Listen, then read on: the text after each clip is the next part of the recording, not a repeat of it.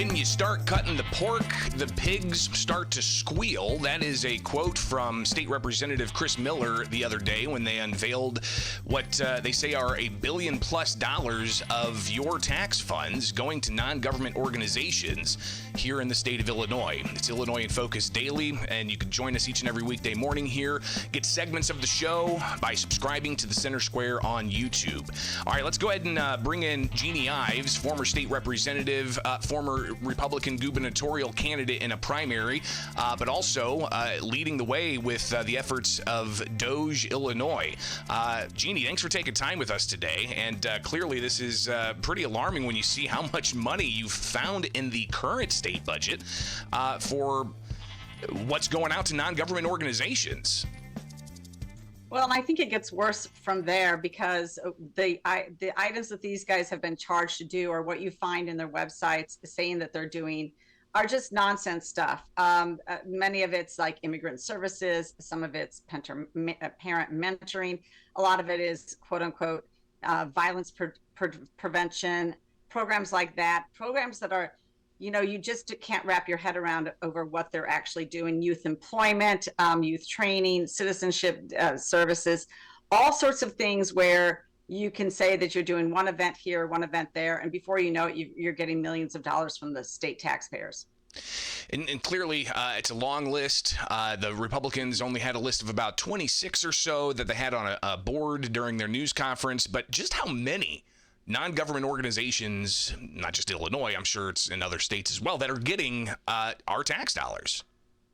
Well, there's literally hundreds, probably thousands. Actually, I think there's for sure over 1,000. I think we came up with 2,800 of them that are getting these types of grants. And the way this project came about is even before there was Doge, last year after I saw the budget pass and I looked at it and I started reading, and I said, you know, just like every single budget year, it is numbers clouded by words. Nobody knows actually what's in this budget. There's no systematic way to read the budget. It's over 3,300 pages long, and nobody's taking in, looking at the details. And so an intern last summer sorted all of the non-governmental grants, you know, things going to places like Maddie's Mitten March. What the heck do they do? You know, I had her separate out all the non-governmental organizations that were doing it, and then I said alphabetize it, and only then could you actually see that a number of these non-governmental organizations were receiving grants on multiple lines in the budget on multiple pages. So for example, the Indo-American Center is receiving over $14 million on 10 different pages in the budget. Well, what do? They supposedly provide immigrant services to people from the Asian community that are new immigrants here. They help connect people with public welfare benefits. Really, are we still, I can't believe that we're paying a non-governmental organization $14 million to do that type of work. We shouldn't be, and it's wrong.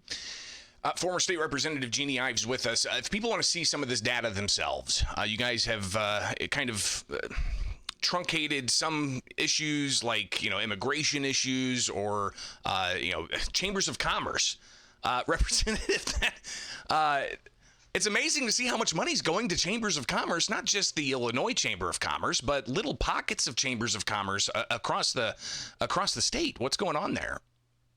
Well, you know, a lot of these are Department of Economic and Commerce economic opportunity grants. Supposedly they're there for economic initiatives. They're there for job training, but really, no, they're actually just you know, adding money to these chambers bottom lines. And these are private business organizations.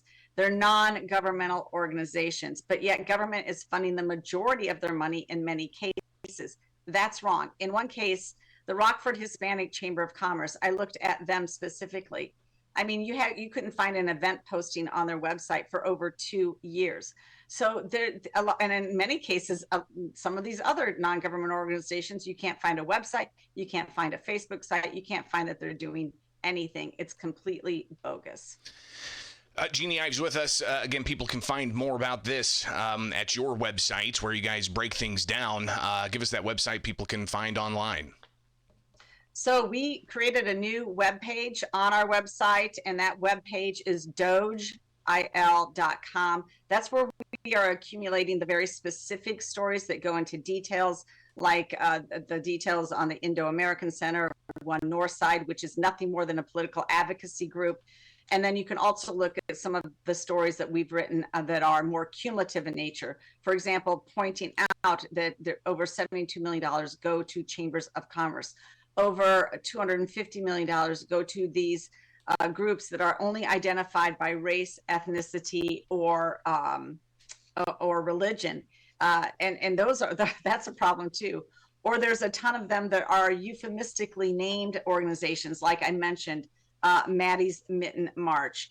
There's the Writers Theater. There's Art Impact. There's, Leiden Family Services, Polish American Association. I mean, it goes on and on and on. All these organizations, the Irish American Cultural Center. Why are they getting over $1 million?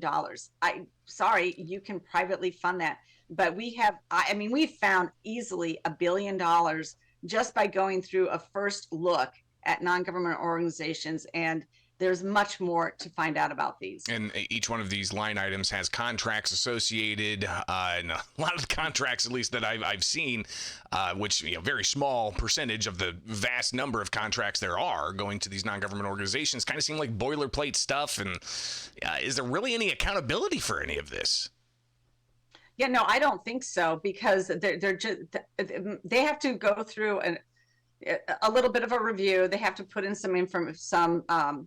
they have to go through GATA. They're supposed to go through GATA, which is the government, the grant. Grant Accountability and Transparency Act. It was passed in 2013, 2014 timeframe. I was there when it passed. I voted for it. And was that after the Neighborhood Recovery Initiative fiasco under former Governor Quinn? Yes, where about $50 million nobody could account for. And so they came up with GATA.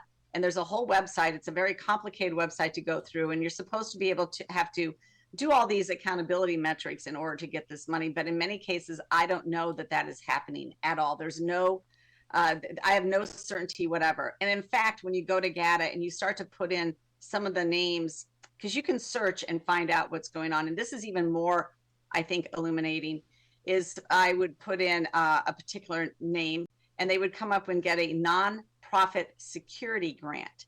And so when you look on that list of who else is receiving that particular grant, there are hundreds of people, and we're spending over $90 million on non-profit security grants. So we're giving them money just to secure their facility in any type of way. They're going to Jewish organizations and Catholic organizations and mosques and Planned Parenthood and you name it, but they're non-profits, and we're providing security grants. And that line item alone, because there's Illinois nonprofit security grants, and then there's just nonprofit security grants. So there's multiple layers upon multiple grants, different ones of them. And in one case, I found that, in 2015, they were receiving they had allocated about $120,000 for these nonprofit grants. Now it's over $25 million. And as I said, in another type of nonprofit security grant, there's over $90 million. And that's one of the issues with trying to track all this down is you've got Human Services with their line item going out to a group, and then you can go through the Illinois Comptroller's checkbook online, and it's got maybe a line item from the Attorney General's office with another $60,000 going to the same group. Mm-hmm. And then, so yeah, it's pretty incredible to see all that. You've been in the legislature. I've been covering it for 11 years or so, watching every budget year. It's last minute, thousands of pages dropped, really no moment for the taxpayer to be able to go through and understand what the money's going for. But is something like what you're doing going to have an impact at all here in the last week and a half or so of session? Well, I mean, I hope so. I would hope it would. I would hope that sometime these people would be called out. There would be another look at whether or not GATA needs to be more enforced, whether or not the budget needs to be refined in how it's presented. If you could really look at it line item by line item and scratch out grants that are non-essential and pare down the budget and give that money back to taxpayers, that would be a huge deal. I don't think the Democrats will do it, but I hope that we can raise enough hell about it and enough attention to get something done. I mean, literally, and it's not just Republicans. Democrats are voting on this budget blind too. Don't kid yourself. The budget is made and prepared behind closed doors by a few select Democrats and their staff and their cronies make sure that their grant gets in their budget that they want. I remember famously Mike Madigan hit a $35 million school construction grant in the Secretary of State's office's budget that year because he didn't want to go through the normal procedures for schools to get construction grants from the state. And so, but the average legislator has no idea what's going on, and that includes the Democrats, yet they vote on this blindly. They should just say no. We want a spreadsheet. We want line item by line item to know what's in the budget. That would help a lot. One more point, though, I want to make, Greg, is that there are good nonprofits out there. For example, Misericordia does incredible work, but they also have a contract with the state to do that work. And it's a, by person contract, by event contract, by you can find out exactly what they're doing and where that money's going. That is completely different than the grants that I am talking about. These are just blanket grants that go to various entities to essentially at the end of the day, become political advocacy groups for their particular issue and then help their particular politicians when the time comes.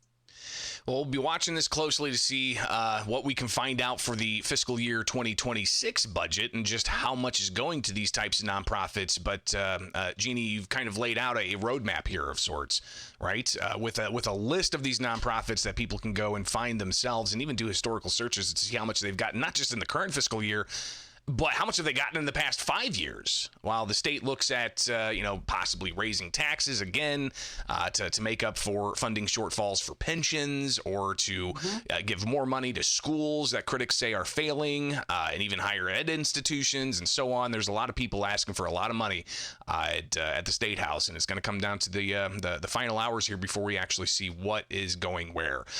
Greatly appreciate your time. We'll definitely be talking about this again in the near future. Thank you so much. Absolutely. It is Illinois in Focus Daily. I'm Greg Bishop. Like, subscribe, hit that notification bell, and wake up with us each and every weekday morning here with the Center Square.